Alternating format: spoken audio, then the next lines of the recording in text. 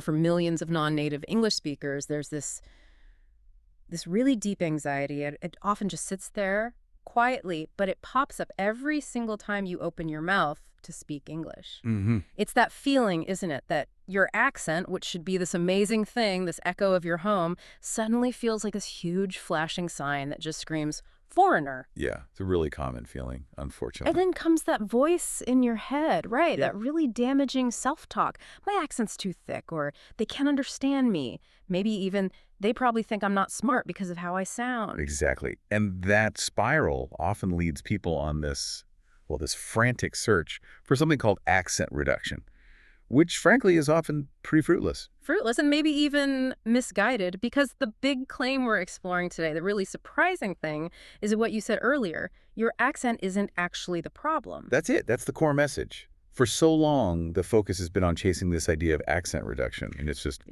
barking up the wrong tree. Wow. So you're saying this whole industry, this whole idea of needing to reduce your accent might actually be pointing people in completely the wrong direction. That trying to eliminate an accent is maybe the biggest misunderstanding in pronunciation training. I genuinely believe it is. Absolutely. So our goal today, just to be clear, isn't about getting a new accent. Forget that. It's about clarity. Clarity. It's about intelligibility. Yeah. Which just means, being easily and comfortably understood by any listener. It's not about erasing who you are. Not at all. It's about making sure your message gets through loud and clear. I love that framing. Amplifying your message, not changing your identity. And this deep dive, then, is kind of the manifesto for that mission. We're going to break down this myth of the bad accent, and we'll introduce this framework you mentioned, the hierarchy of intelligibility. That's the plan. A system that sounds like it could really boost confidence and help people sound like a clearer, more powerful version of, themselves. Exactly. Powerful, clear, and authentic. Okay, let's dive in. Deconstructing the myth of the bad accent. Where do we even start? Maybe with the idea that accents are universal. That's the perfect place to start, because here's the liberating truth. There is no such thing as no accent. Right. Think about it, someone from Texas. Accent. London. Accent. Sydney, Dublin. Accents. Totally. Even those accents we sometimes think of as standard, like on major news networks, BBC or CNN. The general American received pronunciation. Yeah, those are just specific accents, too. They're not some kind of neutral baseline. It's funny how baked in that idea of a neutral accent is, though. It really is. So when someone says, I want to get rid of my accent, what they're really saying, linguistically, is I want to acquire a different accent. Usually one that's seen as more standard or maybe advantageous in certain contexts. And that's a personal choice, maybe for work or something. Absolutely, a valid choice. Right. But it's crucial to understand you're not erasing an accent, you're swapping one for another. And, when we start judging accents, saying a French one is charming, but stereotyping others, well, that has nothing to do with language itself. Right. That's bias. Social bias. Pure social bias. Yeah. Your goal shouldn't be to cater to someone's bias. It should be clarity, period. That distinction is so important. But I can hear someone listening thinking, okay, but what if people don't understand me? Isn't that still on me? We tend to take 100% of the blame, don't we? We do. And that's another myth to bust. Communication is always, always a two-way street. A collaborative dance. I like that idea. Exactly. The listener has responsibilities, too. Yeah. Active listening, using context clues, and something called accent accommodation, basically being willing and able to adjust to different ways of speaking. So if someone isn't used to hearing non-native accents, they might struggle more. They might, but that's partly about their listening skills, not just your speaking skills. Your goal isn't some impossible standard of 100% clarity for every single person, no matter how distracted they are. Okay, so what is the goal then? It's to get above what we call the intelligibility threshold. High enough clarity so that any reasonably attentive and open-minded listener can understand you easily. The intelligibility threshold. Okay, explain that, like a line. Pretty much. Imagine a line. Below it, your pronunciation causes static, makes the listener strain. They're working hard just to decode the sounds. Right, you see them leaning in, maybe frowning a bit. Exactly. But above that threshold, your speech flows. Your accent might be noticeable, sure, but it's not a barrier. The listener can just relax and focus on what you're saying, your ideas. That sounds like a much more achievable and frankly healthier goal. It is. And here's the really good news, the practical part. Yeah. The things that push you above that threshold, the things that impact intelligibility the most, Yeah. They're often not the things learners obsess over. Like chasing a perfect American R sound. It feels important, I get it. But mastering sentence stress, that's going to give you like 100 times more impact on being understood. Seriously. 100 times. Wow. So focusing effort where it counts. Precisely. And that's what led us to develop this model, the hierarchy of intelligibility. The hierarchy. Okay, let's get into it. You mentioned a pyramid analogy. Yeah, think of a pyramid. The most crucial stuff, the foundation, is at the bottom. It has the biggest impact on stability, right? Makes sense. Then as you go up, the elements become more about refinement, less about structural integrity.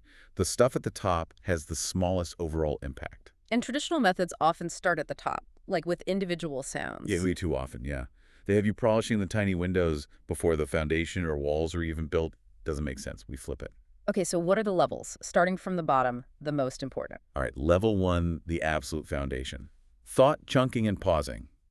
This is about structure and rhythm in your sentences. Got it. Chunks and pauses. Level 2, the walls.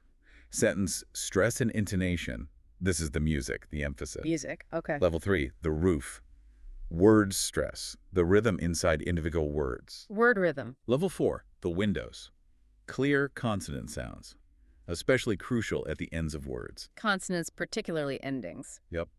And finally, level 5, the paint job. Vowel sounds.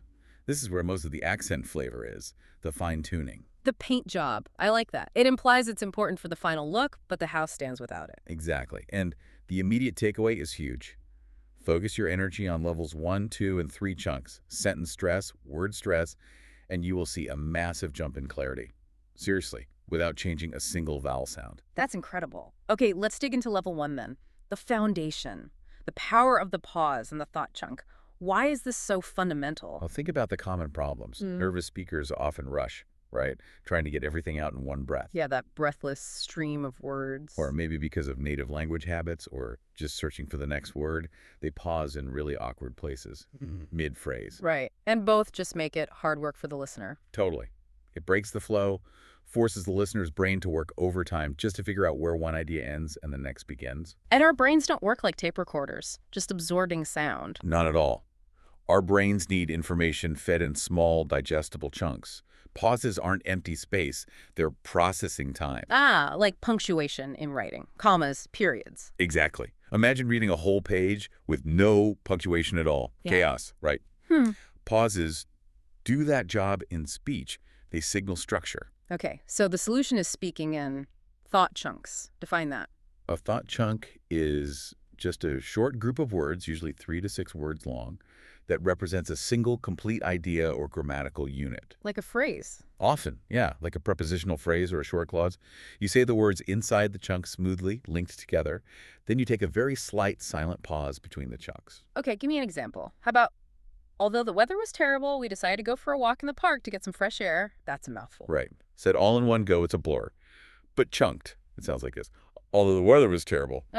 Pause. Okay. We decided to go for a walk. Pause in the park to get some fresh air. See? Suddenly it's clear, it's powerful. You're basically handing the listener bite-sized pieces. Much easier to follow. So how do we practice this? It sounds simple, but changing speaking habits is hard. It takes conscious practice. One great way is the slash exercise. Take any text, an article, an email, anything. Okay. Read it through and physically mark slashes where you think the natural thought chunk breaks are. Then read it aloud, making yourself take a tiny pause at each slash. And record yourself doing it. Definitely record yourself. Listening back is key. You'll hear the difference instantly. Okay, slashes and recording. What else? The breathe and speak method. It's super simple. Just consciously take a small, gentle breath before you speak each chunk.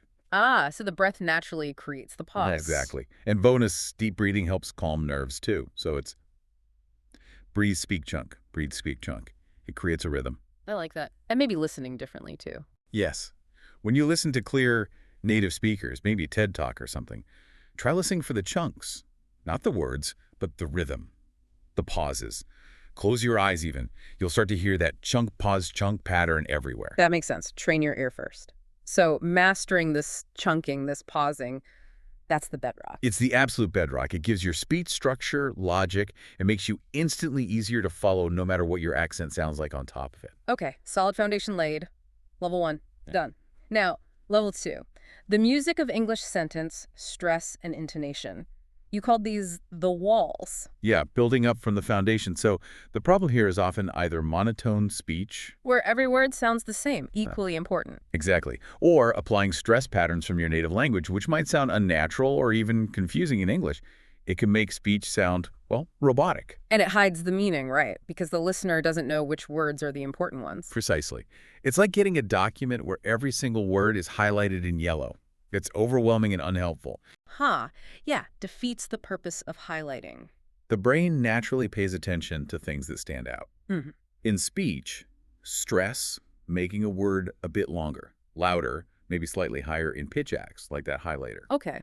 When you stress the right words, you're essentially doing the listener's work for them. You're saying, hey, focus here, and here, and here. Pre-packaging the message. Perfectly put, pre-packaging. So which words do we stress? Generally, you stress the content words. These are the words that carry the main meaning. Like nouns, main verbs. Nouns, main verbs, adjectives, adverbs, those are your keywords. And the other words, the little ones. The function words, articles like a, the prepositions like to, in, at, pronouns, auxiliary verbs, you generally de-stress those. Say them quickly, softly, let them fade into the background. They're the grammatical glue, but not the main event. Exactly. Let's use that classic example. I want to go to the store for some milk. Okay. The content words are want, go, store, milk. The function words are I, to, the for, some. So the rhythm, the music, becomes da-da-da-da-da-da-da-da.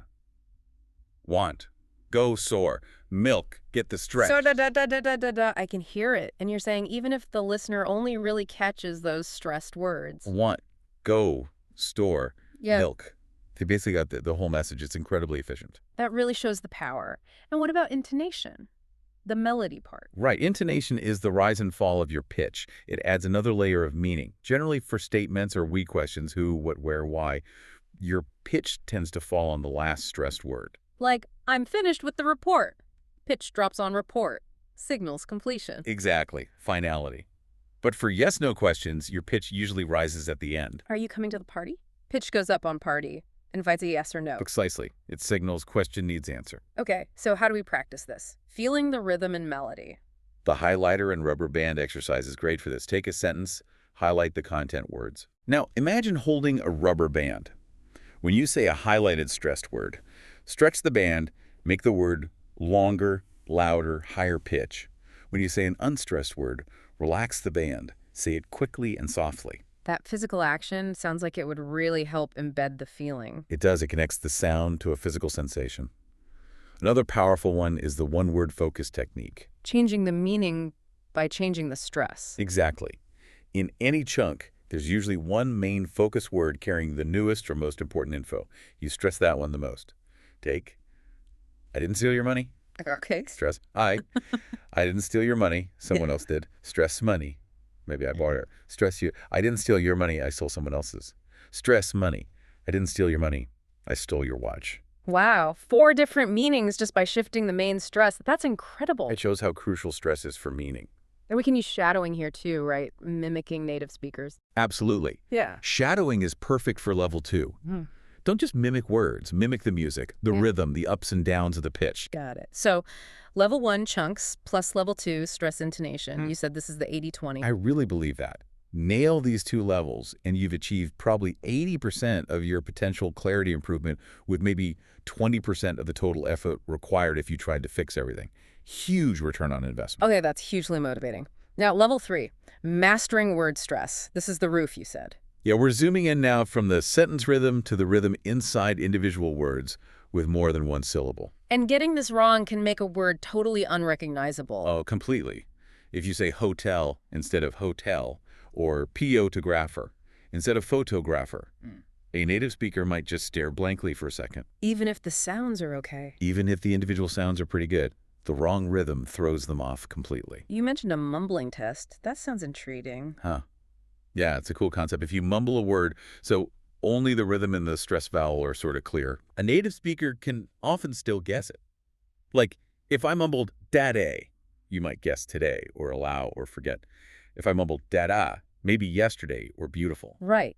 The rhythm gives a strong clue. But if I mumbled dada, trying to say today, gibberish, no one would get it. It shows the stress pattern itself is often more important than hitting every single sound perfectly. That really flips the script on what to prioritize. So how do we get word stress right? It seems like something you just have to memorize for each word. It does involve memorization, but it's more about building auditory memory and muscle memory. The method is listen, notice, and exaggerate. Okay, break that down. Listen. Use a good online dictionary, one that shows the stress mark, usually that little apostrophe before the stress syllable. Okay. And crucially, click the audio button. Listen to the native speaker say the word maybe 3, 4, 5 times. Close your eyes. Just focus. Which syllable is longer? Louder, higher pitch. Notice the stress syllable. Got it. Yeah. And exaggerate. Yes. When you practice saying it, don't just try to say it correctly. Wildly exaggerate the stress syllable. Make it super long and loud. For important, don't just say important. Say impotent. Really overdo it. Massively overdo it. It feels silly, but it burns the pattern into your muscle memory much faster than just trying to be subtle. Okay, exaggerate to internalize. Are there any general rules or patterns that help, or is it pure memorization? There are some common patterns. You don't need to memorize them all, but knowing a few helps you make educated guesses.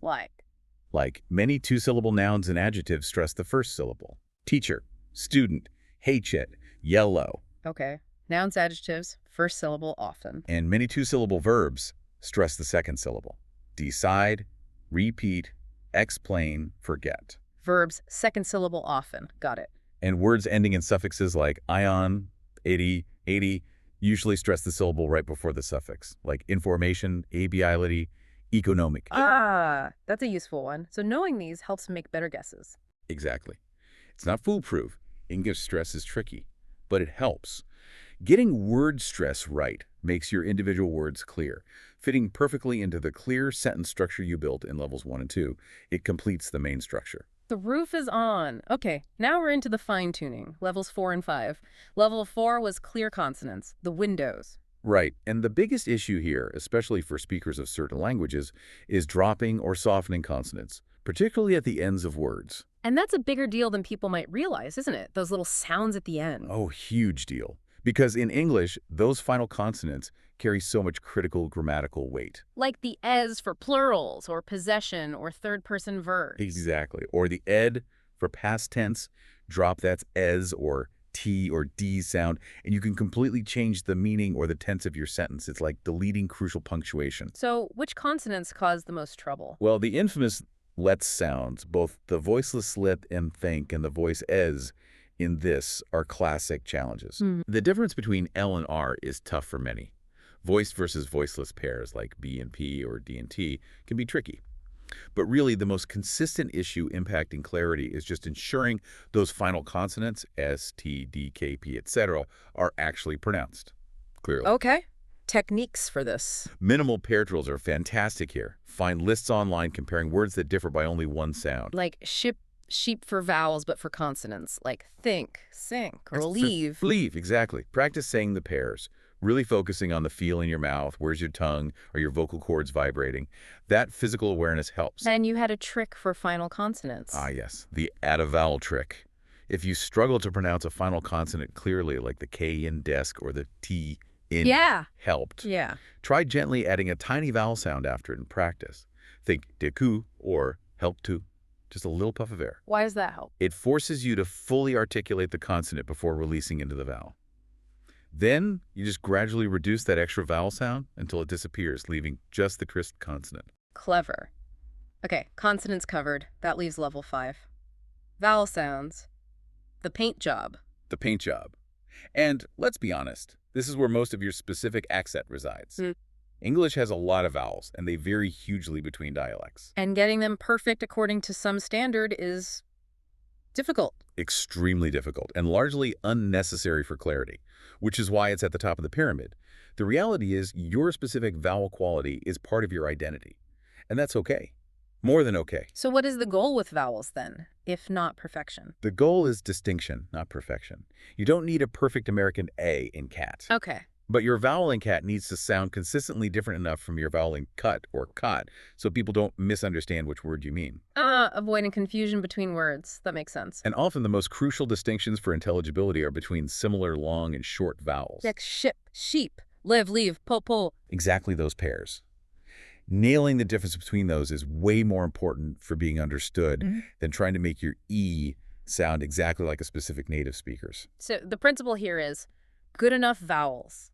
The good enough vowel principle, absolutely. If your vowels are consistent within your own speech and they're distinct enough from each other to keep common words clear, they're good enough. That's so liberating. It should be.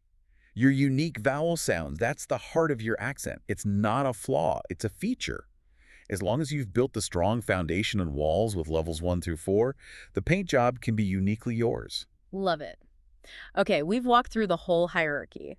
From foundational pauses to the fine-tuning of vowels, it's a completely different way of thinking about pronunciation. It really is, shifting the focus to clarity and structure. But as always, knowing isn't enough. We need to do.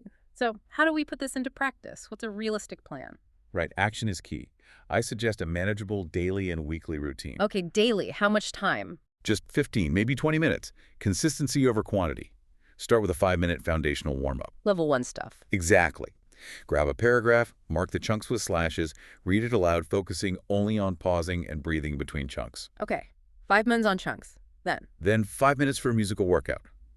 Same paragraph, but this time highlight the content words. Read it again, exaggerating the stress, maybe use that rubber band idea. Focus on the rhythm. Level 2 practice. Got it. Then, a 5-minute sound check. Pick one tricky consonant sound, maybe there or finals, and drill it with minimal pairs. Record yourself, listen back. Just focus on that one sound for the day. Level 4 focus. Okay. Anything else daily? Yeah, something you can do anytime. Yeah. The Self-Talk Lab.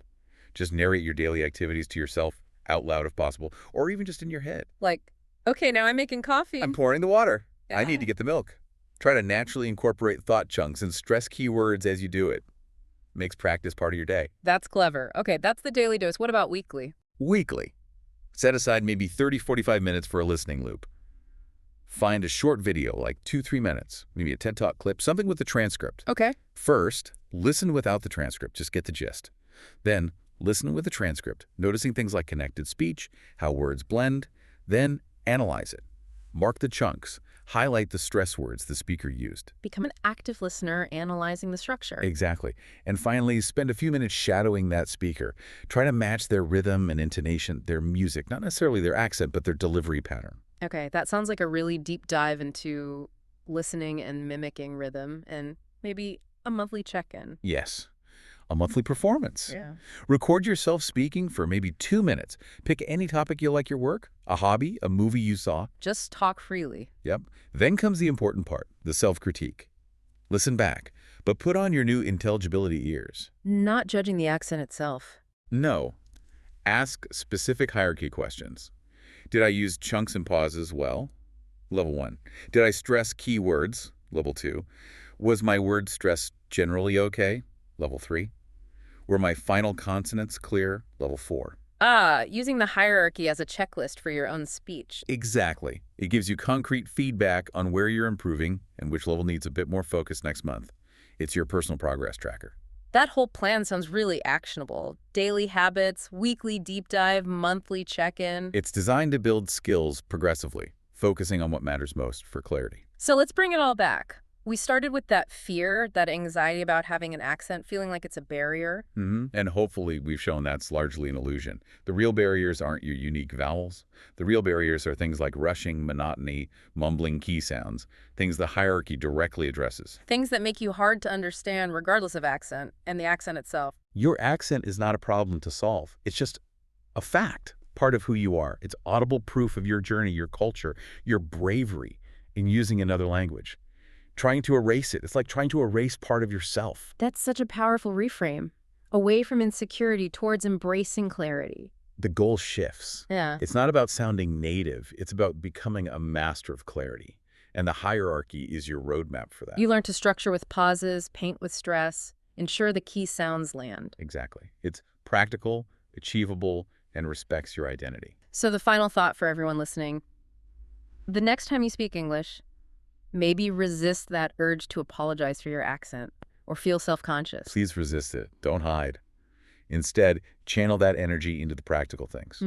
Pause deliberately between thoughts. Stress your key words.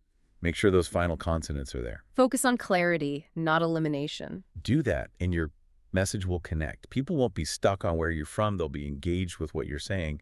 And that's when you discover the most liberating truth. That the most beautiful sound really in any language isn't some perfect accent. It's the sound of being clearly and confidently understood.